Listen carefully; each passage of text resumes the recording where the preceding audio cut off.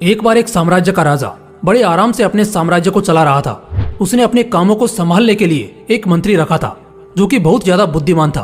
वह हमेशा कहता रहता था कि जो भी होता है अच्छे के लिए होता है, लेकिन यह बात कभी राजा को समझ नहीं आई। एक दिन ऐसे ही जब राजा और मंत्री दोनों एक साथ बैठे हुए थे और किसी समस्या पर बात कर रहे थे कि तभी राजा के हाथ में रखी तलवार अचानक से उसके हाथ से छूट गई, जो सीधे जाकर राजा के पैर पर लगी। इससे राजा के पैर की सबसे छोटी उंगली कट गई और राजा दर्द से चिल्लाने लगा।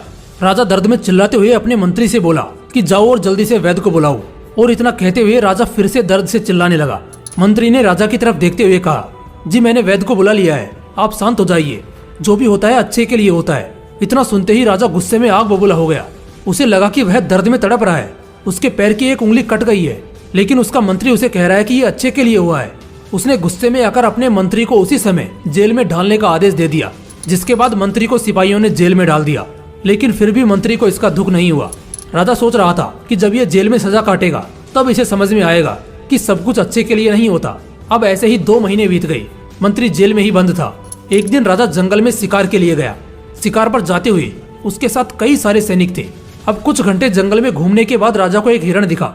राजा को लगा कि अगर उसके सैनिकों के साथ वह हिरण के पीछे गया तो बहुत संभावना है कि वह हिरण आवाज से ही भाग जाएगा। इसलिए राजा अकेले ही उस हिरण के पीछे जाने लगा। लेकिन वह हिरण जंगल के काफी अंदर जा रहा था, जिसका पीछा करते हुए राजा भी जंगल के काफी अंदर तक पहुंच गया। अब राजा के साथ कुछ ऐसा होने वाला था जो उसने कभी नहीं सोचा था। राजा जंगल के काफी अंदर जा चुका था, इस वजह से वह रास्ता भटक गया। उसे बाहर जाने का रास्ता ही याद नहीं आ रहा था। वह ऐसे ही किसी अनजान रास्ते पर चलने लगा ताकि वह जंगल से बाहर जा सके। लेकिन वह अनजान रास्ता एक आदिवासी कबीले के पास जाता था, जहाँ पर कुछ आदिवासियों ने राजा को देख लिया और उसे पकड़कर अपना बंदी बना लिया। वह जंगल का हिस्सा न तो राजा के राज्य के अंदर आता था और न ही वह आदिवासी लोग राजा को पहचानते थे। उनका रहने का तरीका भी कुछ अलग था। उन लोगों ने राजा को पकड़कर उसे अपने भगवान को बलि चढ़ाने का फैसला किया और शाम होते ही राजा को 2 लकड़ियों के बीच हाथ पैर बांधकर लटका दिया, जिसके बाद राजा की बलि देने की तैयारी शुरू हुई। राजा को मारने से पहले सभी लोग एक साथ राजा के चारों तरफ घूमते हुए नाचने लगे और बस कुछ ही समय में राजा मारा जाने वाला था। लेकिन तभी अचानक से उनमें से एक आदमी ने राजा के कटे हुए पैर की उंगली को देखा। कटी हुई उंगली को देखते ही उसने चिल्लाकर सबको नाचना बंद करने को कहा, जिसके बाद उस आदमी ने कहा कि हम इस इंसान की बलि नहीं दे सकते क्योंकि यह कोई तंदुरुस्त और संपूर्ण इंसान नहीं है। इससे हमारे देवता हम पर ही गुस्सा हो जाएंगे। जिसके बाद राजा को छोड़ दिया गया और वह जल्दी से भागता हुआ अपने राज्य की तरफ जाने लगा। राज्य की तरफ जाते हुए उसे ऐसा महसूस हो रहा था कि उसके मंत्री की बात सही थी, वरना आज वह मारा जाता। वह जल्दी से अपने राज्य पहुंचा और उसने अपने मंत्री को कैद से निकाला।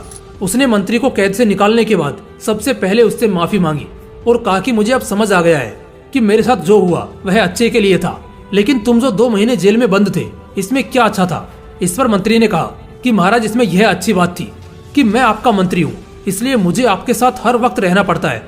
अगर मैं जेल में बंद नहीं होता तो मैं आपके साथ जंगल में शिकार पर गया होता और बहुत हद तक मुझे भी आपके साथ आदिवासी लोग पकड़ लेते। इसके बाद वो लोग आपको तो छोड़ देते लेकिन मेरी बलि चढ़ा देते, क्योंकि मेरी तो कोई पैर की उंगली नहीं कटी थी। इसलिए मेरा जेल में रहना मेरी जिंदगी के लिए फायदेमंद रहा। और इस बात को सुनकर राजा को समझ आ गया कि जो भी होता है अच्छे के लिए होता है। दोस्तों, इस कहानी से हमें सीख मिलती है कि हमारी जिंदगी में कई बार ऐसा वक्त आता है जहां हमें लगता है कि हमारे साथ कुछ भी अच्छा नहीं हो रहा है और ऐसा हमारे साथ नहीं होना चाहिए था। लेकिन जब कुछ समय बाद हम पीछे मुड़कर देखते हैं तो हमें पता चलता है कि उस कठिन समय से हमने बहुत सारी चीजें सीखी और किसी न किसी तरह से वो हमारे लिए फायदेमंद ही थी। हम अपने ज्ञान से यह कभी नहीं समझ सकते कि जो हमारे साथ हुआ था वह सही था या गलत, क्योंकि हमारा ज्ञान बहुत सीमित रहता है। इसलिए हमें हर एक चीज को 2 पहलुओं से देखना चाहिए।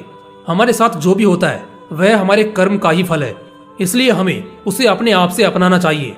जय हिंद, वंदे मातरम।